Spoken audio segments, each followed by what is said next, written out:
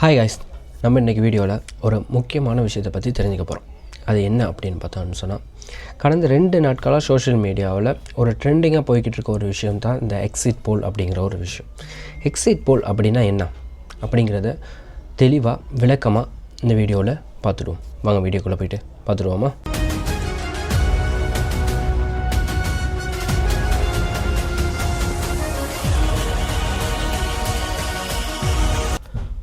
Exit போல் அப்படின்னா என்னென்னு பார்த்தோம்னு சொன்னால், தேர்தலுக்கு பிந்தைய கருத்து கணிப்பு.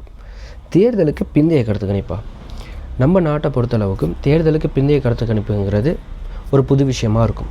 காரணம் என்னென்னு அப்படின்னு பார்த்தோம்னு சொன்னால், இலங்கையில் தேர்தல் நடைபெற்ற தினத்திலே வாக்கெண்ணும் பணிகள் ஆரம்பித்து ஒரு 24 மணித்தியாலங்களில் யார் வெற்றி பெற்றது, யார் தோல்வி பெற்றது அப்படிங்கிறத ஊடகம் மூலியமாக நம்ம அறியக்கூடியதாக இருக்கும். ஆனால் இதே மெத்தட் தான் எல்லா நாடுகள்லையும் இருக்கா அப்படின்னு கேட்டால் இல்லை. உதாரணமாக பார்த்தோன்னு சொன்னோம்னா, நமது அயல் நாடான இந்தியாவில் 5 மாநிலங்களுக்கான சட்டசபை தேர்தல் நடைபெற்று முடிஞ்சிருக்கு. அது ஒரே நாளில் நடைபெற்றுச்சா அப்படின்னு கேட்டாலும் இல்லை. அதே நேரத்தில் எப்படி நடைபெற்றது, அங்கே எக்ஸிட் போலுங்கிற விஷயம் ஏன் முக்கியத்துவம் பெறுது அப்படிங்கிறது தான் நம்ம பார்க்க போகிறோம். இந்தியாவை பொறுத்தளவுக்கு தேர்தல் ஒரே நாளில் நடைபெறாது, கட்டமாகத்தான் நடைபெறும். உதாரணமாக பார்த்தோன்னு சொன்னால், கடந்த ஏப்ரல் 23ஆம் தேதி தமிழ்நாட்டிலையும் மேற்கு வங்கத்திலையும் 1ஆம் கட்ட தேர்தல் நடைபெற்றது. தமிழ்நாட்டில் ஒரே நாள் தான் நடைபெற்றுச்சு. மேற்கு வங்கத்தில் 29ஆம் தேதி தான் 2ஆம் கட்ட தேர்தல் நடைபெற்று தேர்தல் ஃபுல்லாக நிறைவு பெற்றுச்சு. இதன் விளைவாக என்ன நடந்திருக்குன்னு கேட்டால், 29ஆம் தேதி மேற்கு வங்க தேர்தல் நிறைவு பெற்ற பிறகு இந்த எக்ஸிட் போல் ரிலீஸ் பண்ணியிருக்காங்க.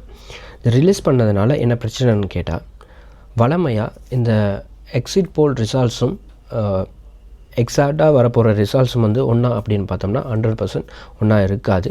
ஆனால் யார் வின் பண்ணுவாங்க அப்படிங்கிறத கணிச்சிடுவாங்க. அப்படி இருக்கும்போது தான் இந்த தேர்தலுக்கு பிந்தைய கருத்து கணிப்பு இந்திய அரசியலில் ஒரு குழப்பத்தை ஏற்படுத்தியிருக்கு. நம்ம தமிழ்நாடு சட்டசபை தேர்தலுக்கு வருவோம். இதுவரைக்கும் இந்தியாவில் 8 நிறுவனங்கள் இந்த ஆய்வை மேற்கொண்டு அறிவிச்சிருக்காங்க. தமிழ்நாட்டு சட்டசபை தேர்தலில் 234 தொகுதிகள் இருக்குது. இதில் பெரும்பான்மை பெறத்துக்கு 118 தொகுதிகள் வேணும். அப்படி இருக்கும் பட்சத்தில் இந்த கருத்து கணிப்பை வெளியிட்ட நிறுவனங்களில் கூடுதலான நிறுவனம் இப்போ தமிழ்நாட்டை ஆட்சி செஞ்சு கொண்டு இருக்கிற திமுக, அதாவது திராவிட முன்னேற்ற கழகம் தான் தொடர்ந்து ஆட்சியை பிடிக்கும் அப்படிங்கிற ஒரு கருத்து கணிப்பை வெளியிட்டிருக்கு. 2 நிறுவனங்கள் அனைத்து இந்திய அண்ணா திராவிட முன்னேற்ற கழகம் ஆட்சியை பிடிக்கும் அப்படிங்கிற ஒரு முடிவை வெளியிட்டிருக்கு. அதுலேயும் ஒரு நிறுவனம் புதிதாக ஆரம்பித்து இந்த முறை எலெக்ஷனில் ஃபஸ்ட் டைமாக நிற்கிற தமிழக வெற்றி கழகம் ஆட்சியை கைப்பற்றும் அப்படிங்கிறத சொல்லியிருக்குது.